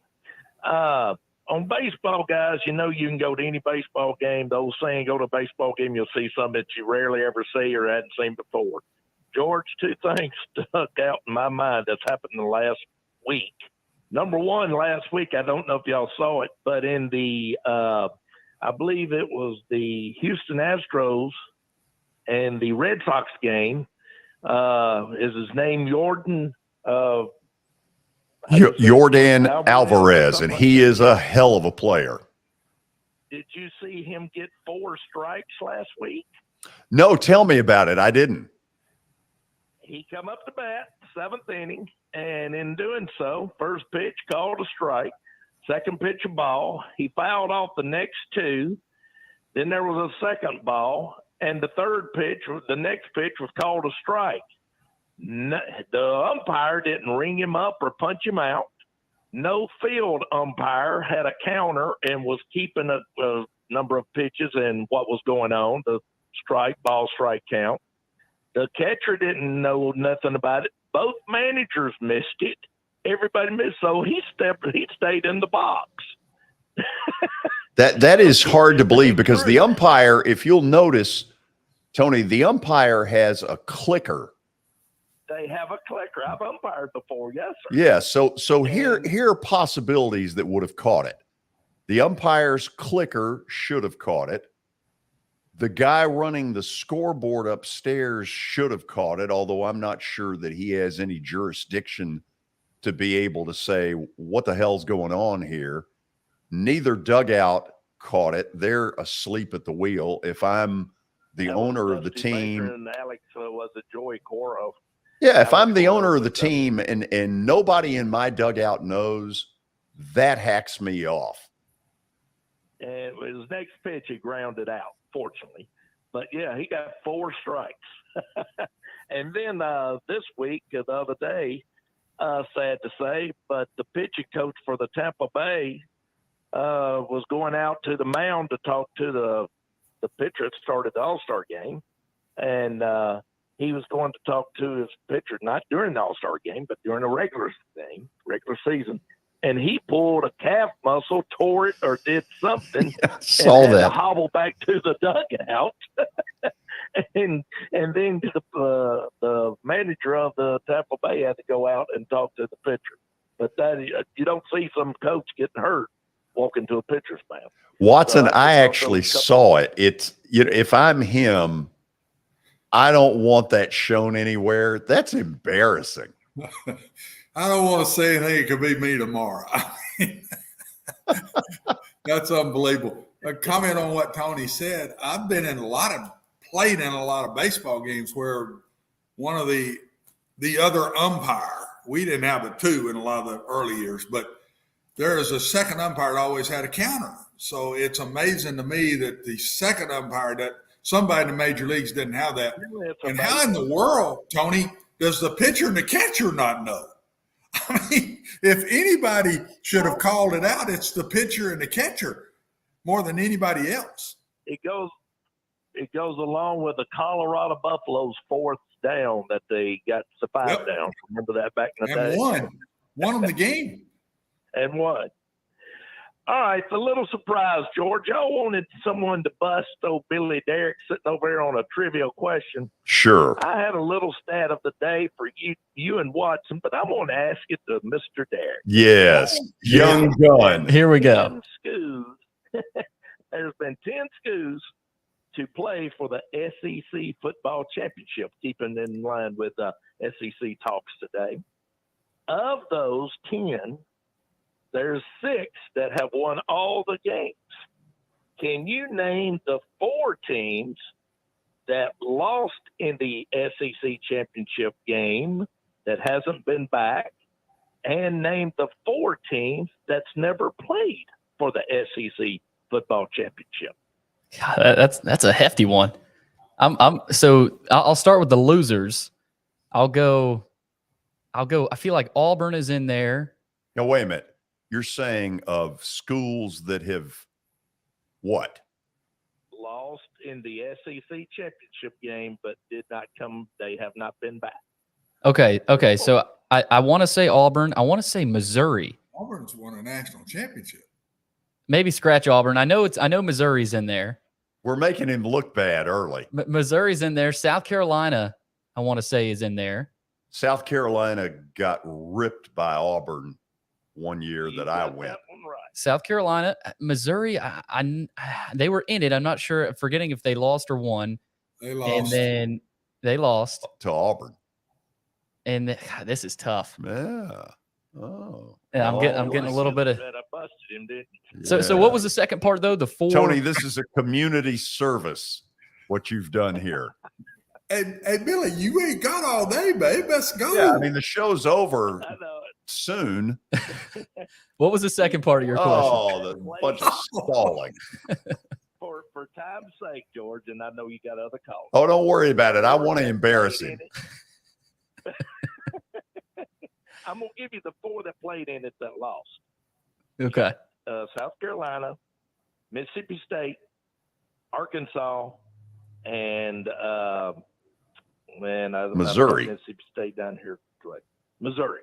Okay, so I was missing Mississippi State and Arkansas. Mississippi State, by the way, lost to Peyton Manning's Tennessee team. Correct. What 4 teams have not played ever in the SEC championship game? Now, this ought to be pretty simple. Okay, so Vanderbilt, Kentucky. Why are we helping? Right. Ole Miss. Right. Vanderbilt, Kentucky, Ole Miss, and Texas A&M. Very good. There we go. Very good. There we That go. was the easy part. That was redemption. I wanted to play a little long and help those guys out right there, because us old guys, I was wondering how much you might know of that type of stuff playing in the SEC. So pretty good job. Pretty good job. Tony, I think So, what he guys, figured out, and this is where you have given us a community service, Billy has just learned that it's not all that easy when they got a camera on you and you look like a dope, you know, not able to figure this stuff out. It's not as easy as you think. That is true. Guys, everything sounds like everything's working okay. So glad to call in, glad to be a part of the show. Thank you for taking my call, George and Watson and Billy. And great show today, by the way, always. Tony, thank you. See ya.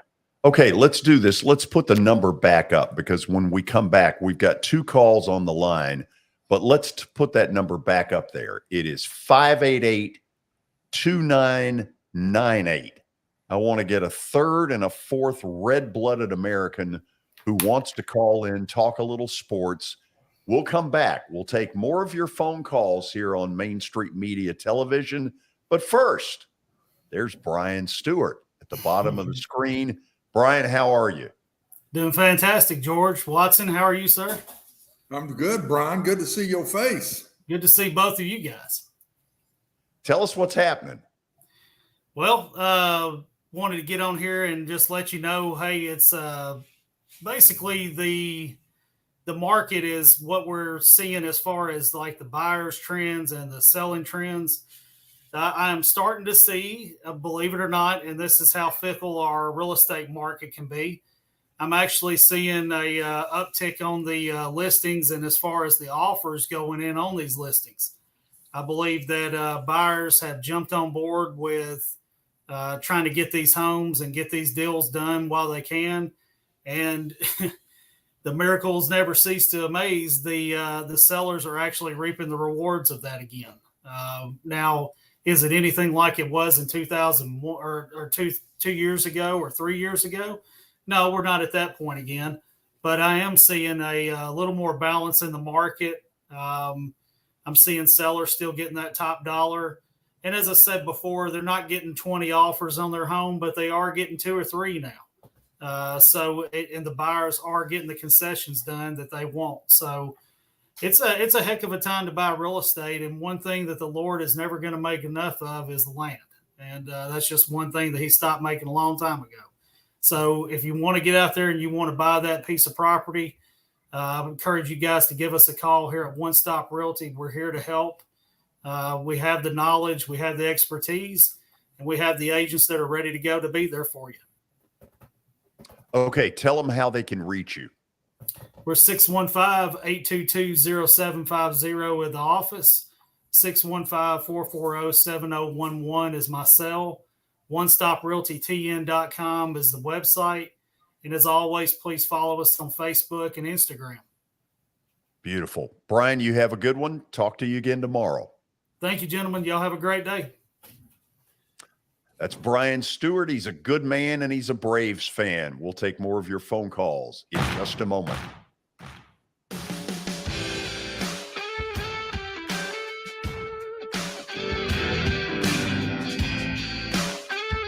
At WellSkin Dermatology and Aesthetics, we pride ourselves in providing access, innovation, and a patient experience second to none. Access to care and treatment when you need it. Innovation with medical-led cosmetics and various on-site technologies for full-service treatments with a customer experience that is calming, casual, and effective. Independently owned, providing medical, surgical, pediatric, and cosmetic dermatology and more. Visit wellskinmd.com to schedule your appointment today. WellSkin Dermatology and Aesthetics. Access to healthier skin. It's your last chance to get a spring tune-up for summer. Complete Service Heat and Air can clean your coils, check out your motor, and make sure you have cold air on that first hot day of summer. Complete Service Heat and Air is located in White Bluff, Tennessee. We do service and repair on heating and air the right way. 24/7 service. Call us at 615-797-3997. That's 615-797-3997. Serving Cheatham, Davidson, Dixon, Hickman, Humphreys, Montgomery, and Williamson counties. Have you heard about the high levels of radon in Middle Tennessee? Radon gas is the second leading cause of lung cancer, second only to smoking, and has no color, no taste, and no smell. The only way to know if you have radon is to test for it. Duret Radon Mitigation offers testing for small and large-scale residential and commercial properties, plus mitigation services. Visit DuretRadonMitigation.com to request testing or get a free estimate for mitigation. That's DuretRadonMitigation.com. This is attorney Bart Durham, and this is me. I'm Aaliyah. Keeping in good physical condition is really important to me.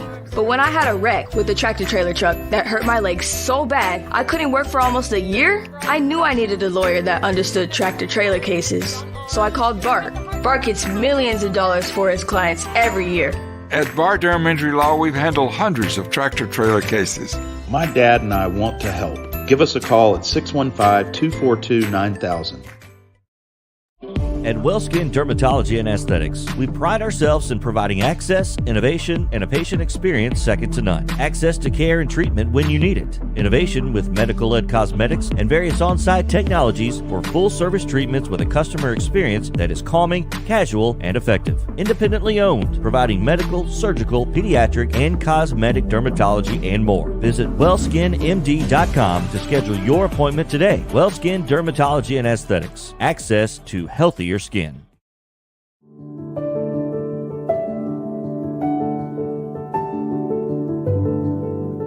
Welcome to the Omni Nashville Hotel, urban elegance with a vintage touch.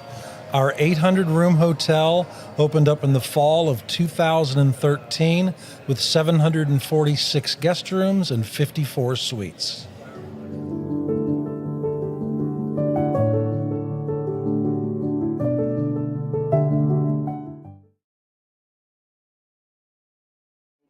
I think journalism is like politics. It's all local, and I think Main Street Media has really hit on something that I've been preaching for 50 years. And keep the news local, right? Local stories for local readers, and that's what I like about Main Street Media. I finally found somebody who agrees with me philosophically about concentrate on local subjects, local topics, and you'll bring your readers in.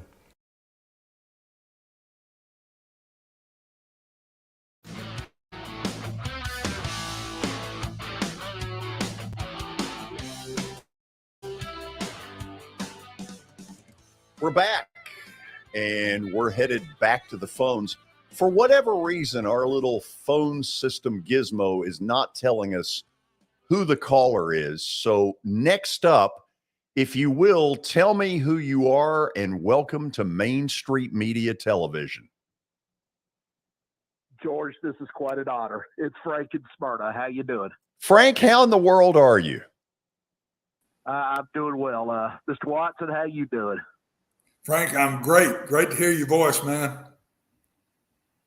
Yeah, it's great to be on with you guys. This is I just did the math here. This is the 6th different show that George has hosted that I've had the privilege to be a caller to. It shows how long I've been listening to that guy. And congratulations again on your induction into the Tennessee Radio Hall of Fame, George. That's awesome. I went back and listened to your speech All right, I'll admit I saw it on your Facebook page from 39,000 feet somewhere over Georgia last night. Really? Florida. So, well, what else was I going to do at 39,000 feet? Pray. I did a little bit of that too, because there's some serious storms in South Georgia. Wow. Oh, I believe it. Last night, but I thought about you and said this guy would not be very happy on this flight. But anyway, Watson, I will ask the question I had for you regarding Vanderbilt football in a minute. But George, our Braves. Oh goodness, what a huge disappointment in New York. I never thought they'd go up there and win 4 out of 5, but I sure didn't think they'd lose 4 out of 5. Hopefully it's just a slump. It just disappointing. I expected better. I don't know where you are with this. I'm certainly not pressing panic or anything, but we're 7 games out of first, and I don't like it. Yeah, first of all, the likelihood that they're going to win the division now is pretty slim. That's a big – I mean, it's happened before. I'm not going to say it can't happen. The likelihood is not very good. To me, the storm clouds were out when the Mets were able to tread water with no Max Scherzer and no Jacob deGrom. And now they've gotten them back both healthy. DeGrom, looked like 2020 Jacob deGrom, which is the best starter in the National League. If that continues, the Braves they're not going to surpass the Mets, simply because you're not going to go into any long losing streaks when, you get those kind of well-pitched games. On the flip side, the Braves have sprung a few leaks. I was never all that wild about Jake Odorizzi. I've always thought that he's a middle-of-the-road starter at best. The part that we never saw coming is that Ian Anderson has had not a sophomore jinx, but a junior jinx. In his third year, he's sprung a leak, and I don't pretend to know enough to know what it is that's going on, and apparently they don't either, or they would have already fixed it. So the Mets have got better pitching. The Braves are going to have to outscore people for a while until they get this thing fixed.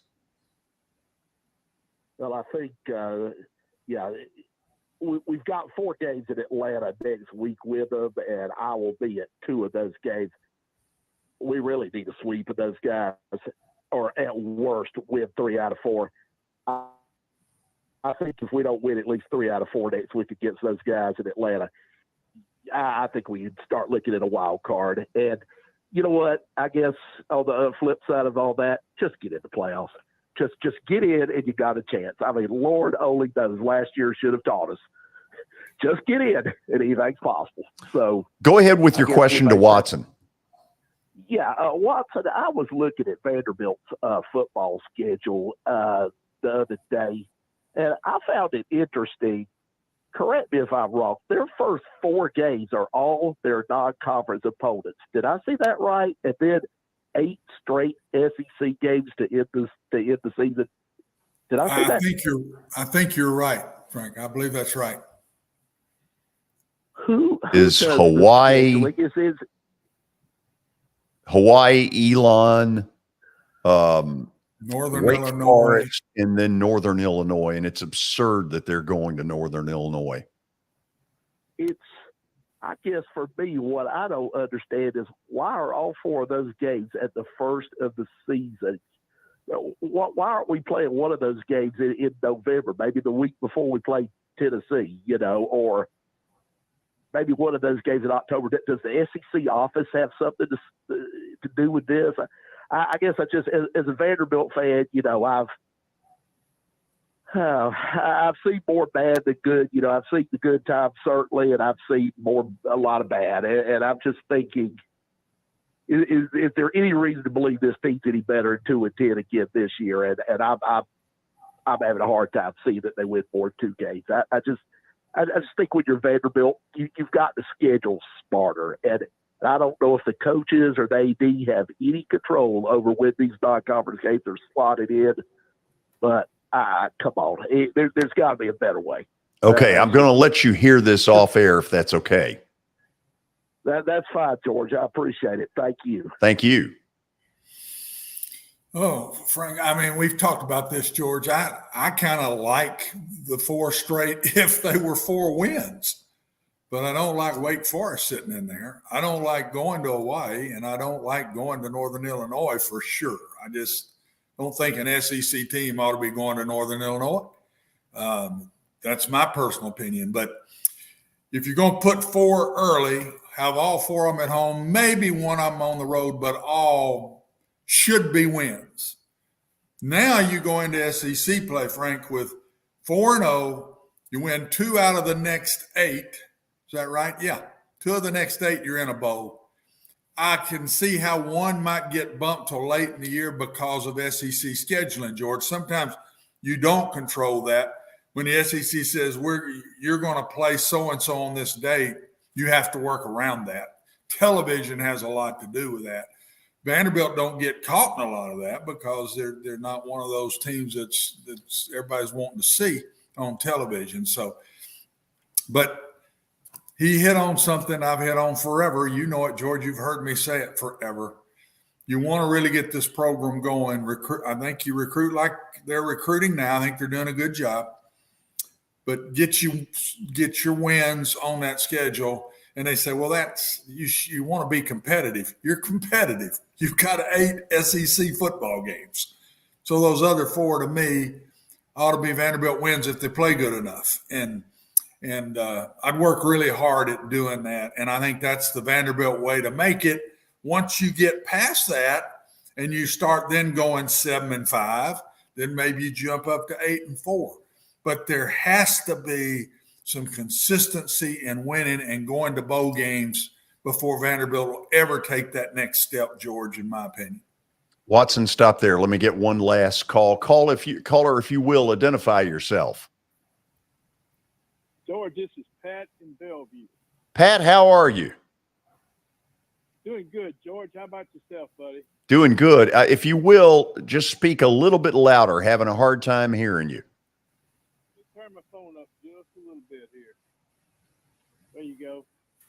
All right, I want to correct you on one thing you said a couple weeks ago about the University of Notre Dame, one of my favorite teams, and there's a lot of people in the mid-state that like Notre Dame, contrary to what you say about them. But Notre Dame has not played Air Force or Army in I don't know how many years. The only service academy team they play religiously is Navy.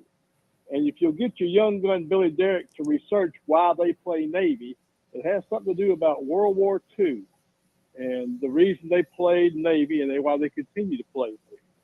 The other thing is, I've been listening to you for a long, long time. I've met you several times. You're a nice guy, but you hate Notre Dame. And I don't know why you hate them so much. If you could just elaborate on why you hate them so much. I love it. Great call, Pat. Great call. Yeah. I love it. Thank you, nephew. You got it. Oh, nephew. Well, Nephew. Oh, well, Billy, you're in trouble, bud. I think we're done. Thank you for the call. I just think the whole thing at times, they give you a little bit of an elitist, we're better than everybody. And I get sick of that. And, they don't want to be a part of a conference. They want to sit out there by themselves. But then when they don't get treated the exact same way come college football time, they're the first to bellyache. When they do get in the playoff, they get their butt kicked. And then they want to be treated as though there's something special. So, yeah, I guess I do have a little bit of a gripe about Notre Dame football. They ought to be like everybody else. Join a conference. Watson, on that, why don't we go to a break? I think we need to. Stay tuned. The Plaster Bet of the Day is next on Main Street Media Television.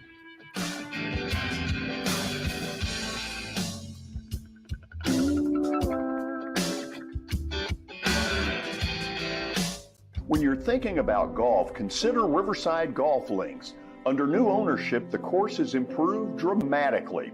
It's now 27 holes, complemented by a 9-hole executive course.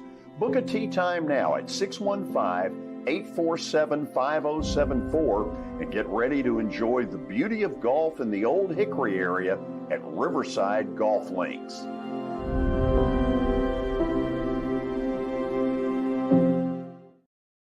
It's your last chance to get a spring tune-up for summer. Complete Service Heat and Air can clean your coils, check out your motor, and make sure you have cold air on that first hot day of summer. Complete Service Heat and Air is located in White Bluff, Tennessee. We do service and repair on heating and air the right way. 24/7 service. Call us at 615-797-3997. That's 615-797-3997. Serving Cheatham, Davidson, Dixon, Hickman, Humphreys, Montgomery, and Williamson counties.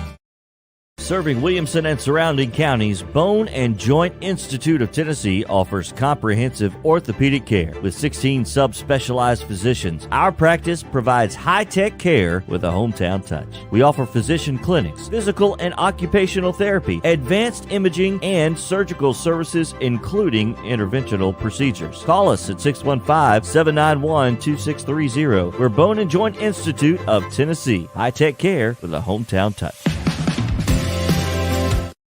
At Sumner Funeral and Cremation, our mission is to serve families as our own, celebrate the life of their loved one, and help begin the healing process. My whole family, including my wife and my mom and siblings, were very happy with the treatment that we received. I would highly recommend Sumner Funeral and Cremation. We offer funeral, burial, cremations, and pre-planning services. Sumner Funeral and Cremation. Traditional, affordable, dignified. SumnerFuneral.com. For Dustin Timmons and Joey Donnelly, they welcome every opportunity to serve and satisfy their clients. Whether you are looking to build your dream home or renovate your current home, their team will ensure that every client and remodel is unique, luxurious, completed on time, and within budget. Contact them today to set an appointment for a free consultation or to view some of their completed projects by logging on to DonnellyTimmons.com.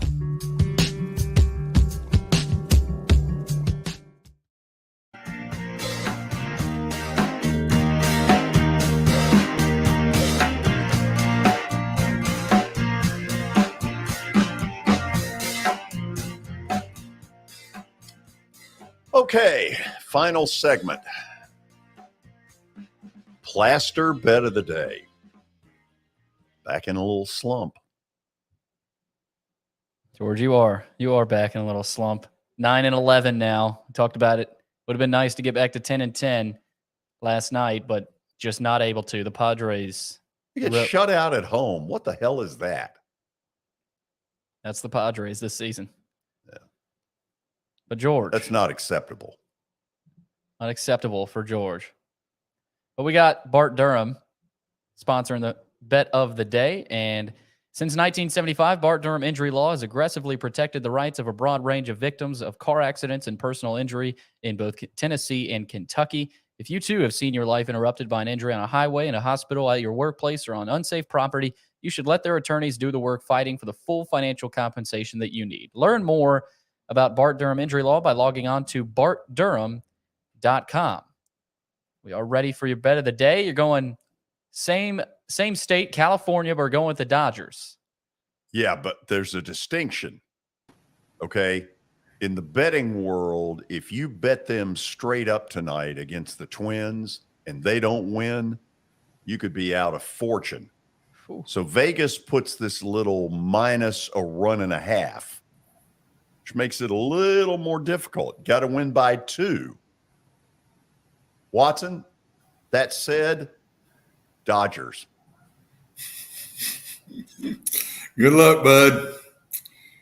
I mean, we got to get you out of the hole here. You got to get to 500 anyway. Let's go. Let's pick it up. Study this a little more.